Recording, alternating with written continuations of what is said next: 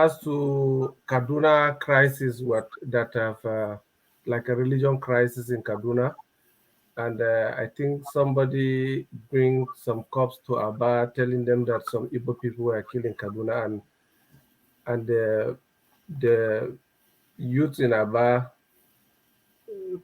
cry out for Eyimba, Eyimba, and they now start going after anywhere Hausa people live. But one good thing about that is that honestly, uh, the problem did not affect the real Hausa community that reside in Aba, because most of the time I think this is an Igbo culture. If somebody is under your care, you provide him a proper protection. Because I realized that somebody came to me like on Sunday and say, Mohammed, I say, he say, tomorrow there will be problem in this city. If you have your family around, take them away even to Port Harcourt. Let's see what will happen. Because these boys are coming up with something that we don't know.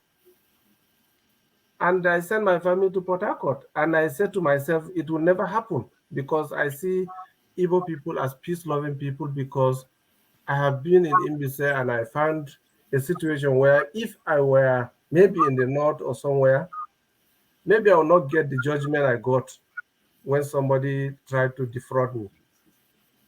So I couldn't believe it.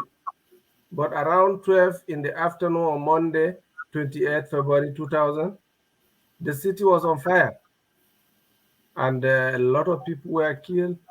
But my greatest surprise is that on my way to my friend's house, we find a lot of cops on our way that people kill some of. There's a lot of problems. So I stayed in his house for 2 days before coming to CPS. But when I came to CPS, I found a population of Hausa community in CPS. I was shocked. I thought that everybody was dead. We at that time I was the secretary of the committee because they were looking for somebody who would speak English to Ojuzo Kalu entourage that come to prepare buses to send people back to the north. So I was privileged to talk to Ojuzo Kalu, and at that time I was like a spokesman to Hausa community. I recorded like 7,800 or 7,200 thereabout of the people who are alive. But the good news is that majority of them will tell you that it's an Igbo people that save them and bring them to the police station. I come to ask myself, if these people want you dead, how will they save you and bring you to the police station? That means there are some people that are behind this type of crisis that are not the real people in picture. Because I see Megad. Because one thing you understand about the trust between the Hausas and the Igbos, if an Igbo man is very wealthy and he needs a driver or a security, the person he will trust is the Hausa man. Either he put the Hausa man at the gate and the driver is driving him because he feels safe. And that day, I see a lot of people that work in the Igbo men companies and houses. They brought them to the station to keep them safe. That makes me believe that the crisis is not something that is generally hatred. If to say it's general hatred, maybe that 7,200 people will not escape. We may all be killed by the same people who save us. But I thank God that very day to give the history today that I am one of the survivors. But what I observe is that majority of the people killed at that time is not even the Hausas, it's the foreigners who come for marketing there.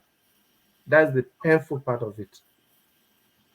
So, to be honest with you, your people are very hospitable, they are very accommodative when it comes to their guests in their means. They always try to protect you.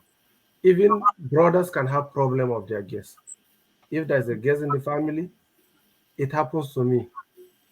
A father went against his daughter because of me. He made his son to take me to the Eze, and they have to do a community court. They have to court martial her for bringing a visitor in their community and also try to uh, basically she take me to the community and she abandoned me. That's what happened. So, to be honest, my my dear friend, is that we are in a peculiar situation now. From that time in 1994, 95, 96 to 2005 that I left, I think the situation was so excellent to the best of my knowledge, and I believe that whoever lived with Igbo families in that time, even though you will not say something that some people will feel like you are just promoting somebody because he's talking to you. No, this is what happened to me personally. And I love today's day because I have been longing to share my experience on how Igbo people treat you in their communities. I visit some communities, I hardly find somebody who speak English, but they will find someone who speak Hausa, and they'll bring it for me as an Igbo man who will translate what they are saying. And I found out that in Igbo communities, you find at least, if you cannot speak broken, you speak another Hausa or another language. I even find someone who speaks Fulani in the Igbo communities. So, so because of that, I'm just saying this because it's part of my experience. It's not like I'm just advocating for somebody to help me and say, Mm. I